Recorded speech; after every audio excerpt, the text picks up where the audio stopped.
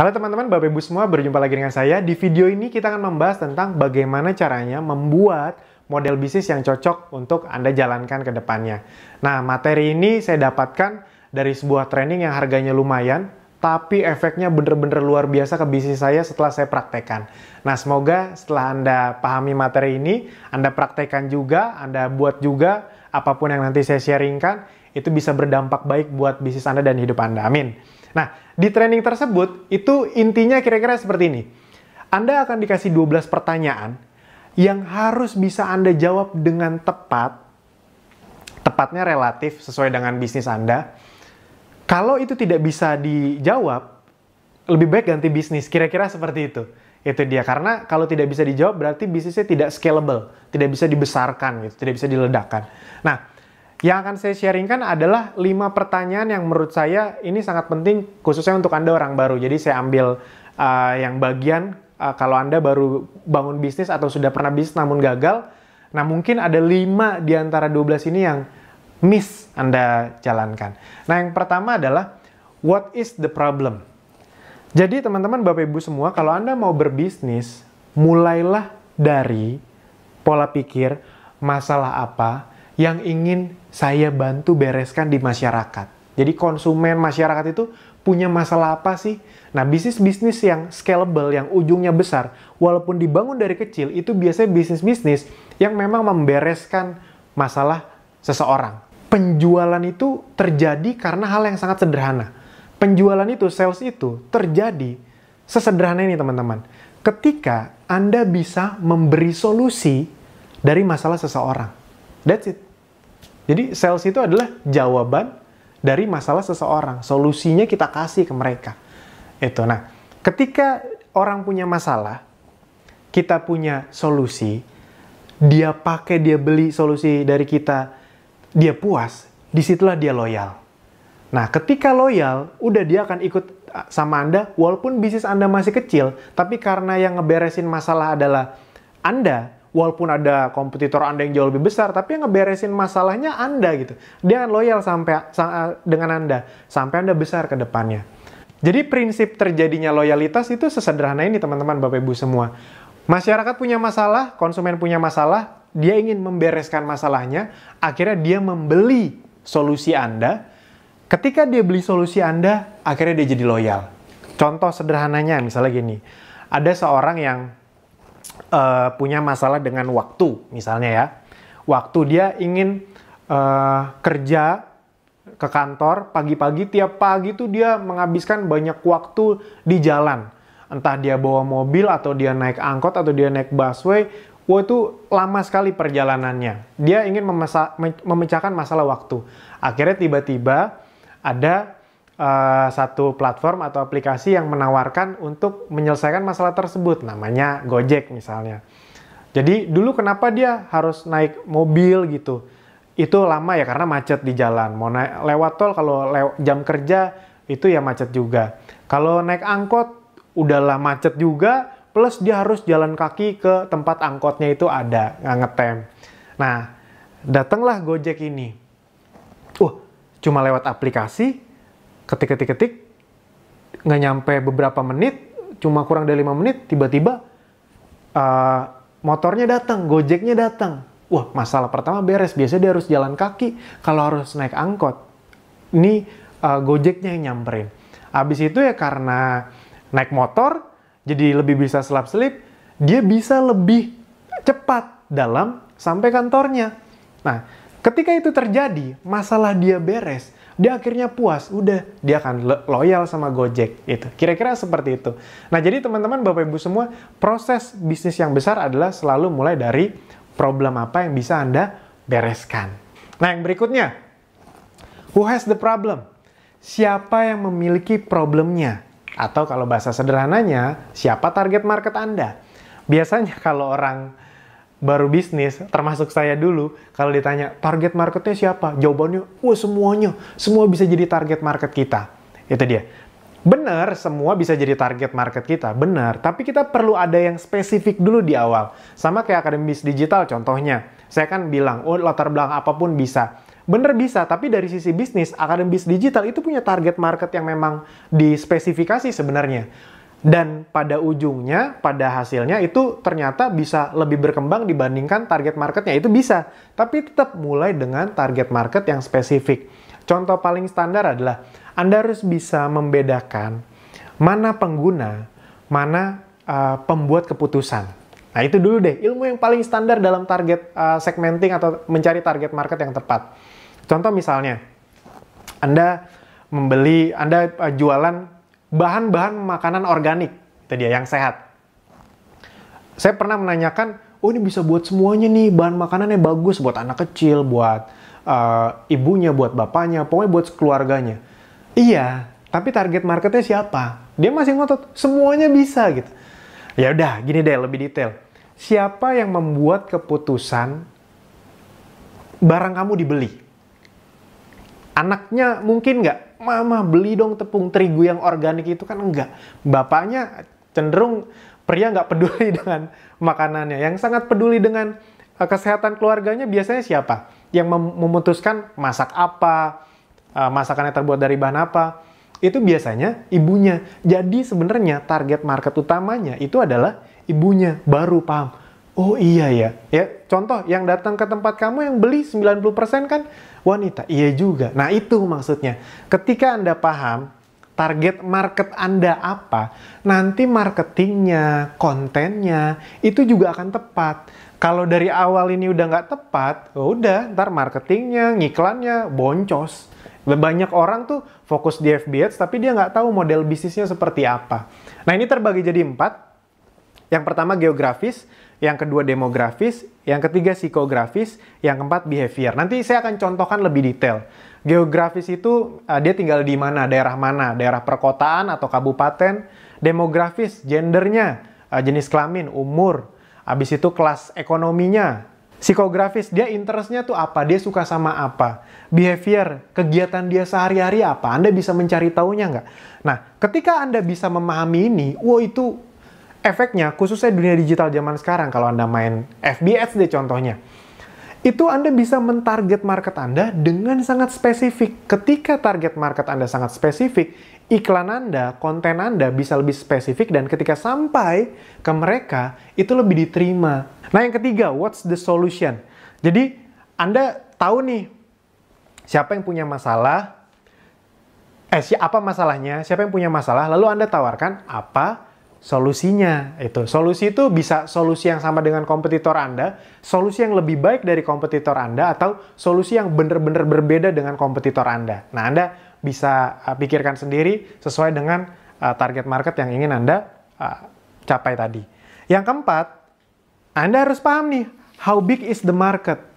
Seberapa besar pasarnya? Karena kalau pasarnya terlalu kecil, ya bisnis Anda ya berarti ada mentoknya. Bisnis Anda kan ingin besar, berarti target marketnya spesifik, tapi harus tetap besar juga gitu. Atau at least nggak apa-apa di awal nggak begitu besar, tapi bisa ada pengembangannya gitu.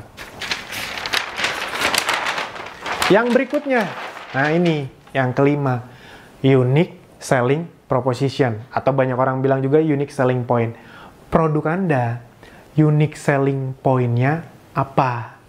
Unique selling point itu Anda bisa pilih dari 8 ini. Ini versi sederhananya biar Anda langsung bisa pilih. Anda ingin menyerang bisnis Anda, memfokuskan dari sisi mana? Yang pertama, misalnya bahan. Contoh, ada nggak fashion yang fokusnya, unique selling point-nya, proposition-nya itu ke bahan? Banyak. Jadi misalnya contoh, saya tahu banyak toko online yang menjual kaos yang prinsipnya gini. Dia bilang kaosnya ini bahannya enak banget, nyerap keringat dan nggak bau. Udah, dia tuh fokusnya ke situ aja. Nah, itu kan sebenarnya menjawab masalah dari masyarakat yang punya masalah gampang keringetan. Dan kalau keringetan, lepek, bau, kayak gitulah kira-kira. Nah, ketika dia fokus ngomongin itu terus, orang-orang yang punya masalah tadi, itu kan jadi coba ah. Dan ketika dicoba bener, dibeli, dia pas keringetan nggak lepek-lepek banget, dan nggak bau, udah loyal. Even harganya lebih mahal, nggak apa-apa lah. Yang penting masalah saya beres. Nah, ketika masalah beres, ingat orang jadi loyal. Fungsi produk.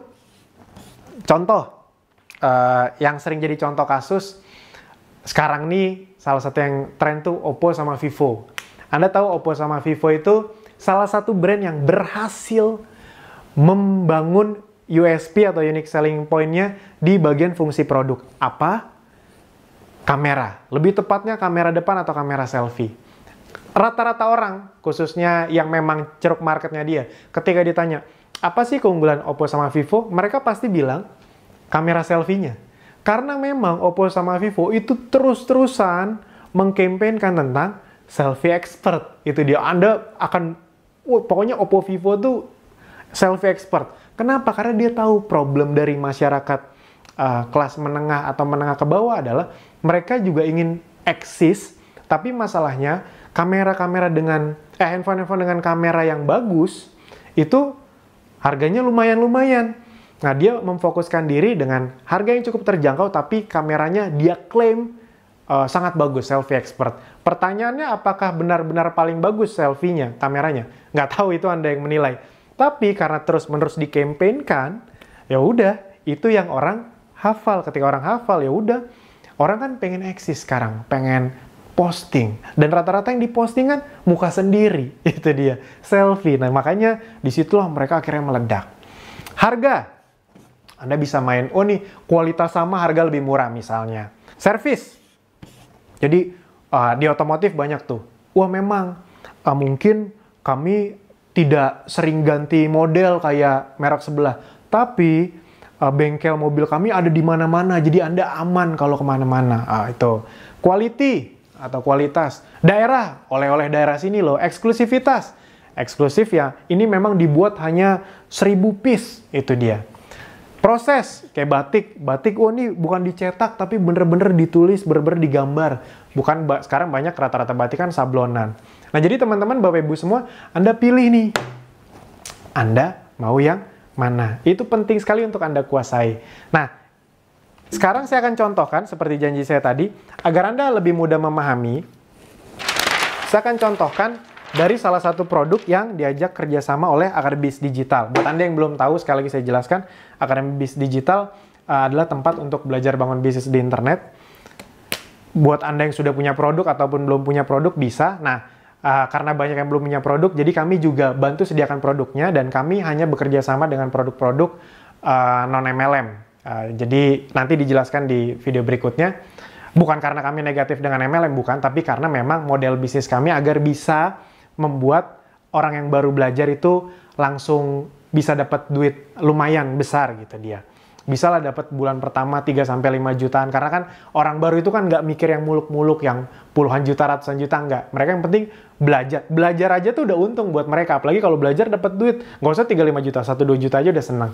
Nah, jadi memang kami mencari bisnis atau produk yang punya USP yang bagus. Nanti ini saya jelaskan. Dan punya sistem bisnis yang reseller berlisensi, distributor, agen, atau reseller. Karena biasanya bisnis model seperti itu cashback-nya besar buat reseller. Jadi kami mencari bisnis model yang seperti itu. Nah, salah satu yang kerjasama dengan kami yang sedang kita fokuskan adalah produk bermerek yang namanya Essenzo. Mungkin ada di antara Anda yang sudah tahu. Nah, itu yang akan saya bahas. Sekalian promosi, boleh dong, itu dia. Nah, jadi apa masalahnya?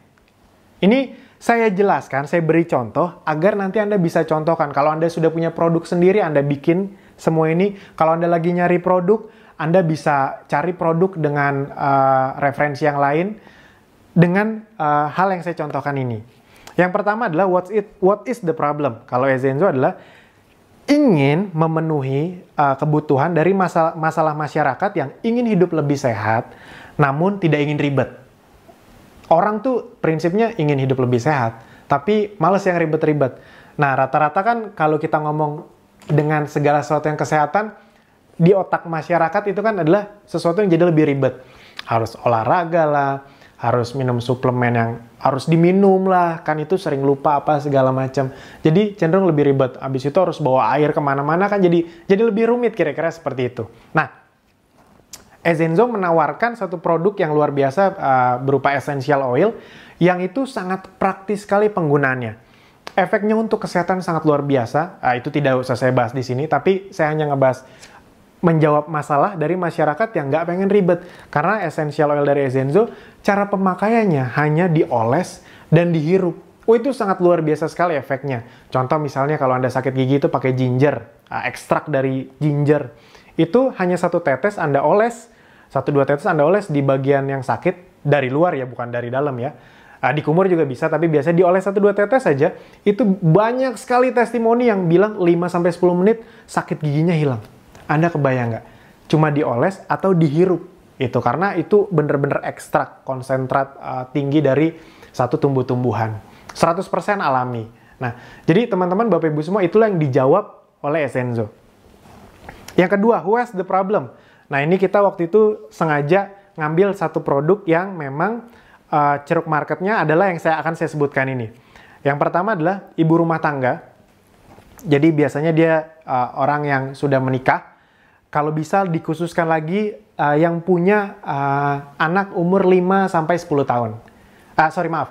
12 bulan sampai 10 tahun. Dan umur dari ibu rumah tangga tersebut, umurnya itu 27 sampai 45 tahun. Biasanya umur-umur segitu sudah mulai punya anak. Habis itu pekerjaannya apa ibu rumah tangga? Kelas perekonomiannya C, B, atau A. Tinggalnya di mana? Di perkotaan atau kota kelas 1. Psikografisnya, interestnya apa? Interestnya adalah orang-orang yang memang suka dengan hidup sehat, herbal minded, jadi suka dengan organik yang alami karena essential oil dari Essenzo itu 100% alami, healthy lifestyle, dan behaviornya adalah orang-orang yang suka menggunakan sosmed. Jadi kami bisa menyerangnya, ibarat kata mentarget market-market tersebut dari sosmed. Yang ketiga, what is the solution? Ya tadi, orang ingin lebih sehat, tapi malas ribet. Ya, essential oil, produk alami 100% dan sangat praktis. Sangat praktis, dihirup, atau dioles 1-2 tetes. Apa coba yang lebih praktis dari itu? Produk apa coba? Produk yang diliatin. Kalau ada ntar produk yang diliatin sembuh, nah nanti kita jual tuh, coba tuh. Produk diliatin doang sembuh. Tapi ya sementara ini yang paling praktis ya dihirup sama dioles. How big is the market? Sudah kita hitung-hitung, total market yang spesifik, cukup spesifik bisa kita ambil share marketnya. Ini sebenarnya bisa lebih berkembang lagi, tapi anggap saja kita cari yang paling spesifik, itu ada sekitar 15 juta.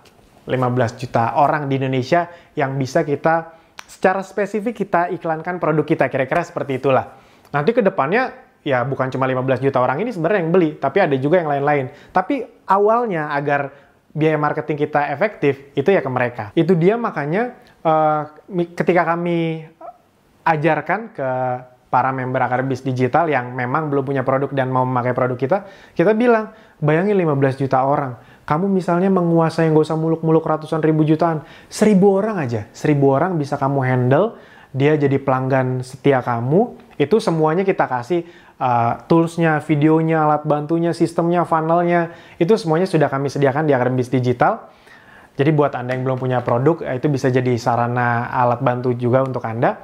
Nah, kamu kalau misalnya bisa handle 1000 aja, 1000 itu kamu berarti bisa punya omset 500 juta sampai 1 miliar per bulan. Itu terus repeat order kalau dia belanjanya sangat sedikit. Itu kita ngomong yang sangat sedikit aja, udah 1000 belanjanya sedikit lagi, 500 juta sampai 1 miliar. Nah, dengan sistem reseller yang ada di Essenzo, seorang reseller tuh bisa dapat 25 sampai 40%. Itu kan gede banget itu dia. Jadi si reseller kalau bisa punya omset 500 juta sampai 1 miliar, itu dia bisa dapat 150 sampai 400 juta rupiah, kira-kira seperti itu. Nah, jadi itu yang kami jelaskan untuk potensinya. Itu dia. Di awal yang nggak usah muluk-muluk, bisa dapat 3-5 juta bulan pertama aja udah seneng banget rata-rata orang baru. Tapi maksudnya kami tetap memberi pengertian bahwa ini potensinya besar. Anda kan ingin bisnis yang potensinya juga bisa besar dong. Itu kalau 1000. Bayangkan kalau 10.000 ya, kira-kira seperti itu. Nah, USP-nya dari Essenzo ini adalah Essenzo memiliki unique selling proposition atau unique selling point di fungsi produk. Jadi sangat tajam sekali dalam memarketingkan fungsi produknya. Itu dia. Jadi sangat berguna untuk kesehatan. Misalnya kalau Anda jerawat itu bisa pakai tea tree, sakit gigi bisa pakai clove bath. Clove bath itu cengkeh. Asma bisa pakai ginger. Ginger itu jahe. Kalau misalnya Anda susah tidur atau stres itu bisa pakai lavender. Anda kebotakan, Anda ingin membuat rambut Anda lebih indah, lebih tebal. Untuk mengurangi kebotakan Anda itu bisa pakai tumbuhan namanya patchouli. Habis itu kalau misalnya Anda migrain bisa pakai peppermint dan banyak lagi. Jadi kalau Ezenzo itu USP-nya adalah di fungsi produknya. Nah, jadi teman-teman kira-kira itu yang bisa saya sharingkan. Itu adalah contoh 5 pertanyaan yang bisa dijawab oleh Ezenzo. Pertanyaannya adalah, Anda yang sudah punya produk atau lagi nyari produk, pastikan Anda bisa menjawab 5 pertanyaan ini. Itu dia. Kalau sulit sekali produk Anda terjawab, mending cari produk yang lain. Karena kalau tidak bisa dijawab, 5 ini aja nggak bisa dijawab, apalagi 12. Itu dia, berarti nggak scalable. Itu saja dari saya di video ini, sampai jumpa di video berikutnya. Terima kasih.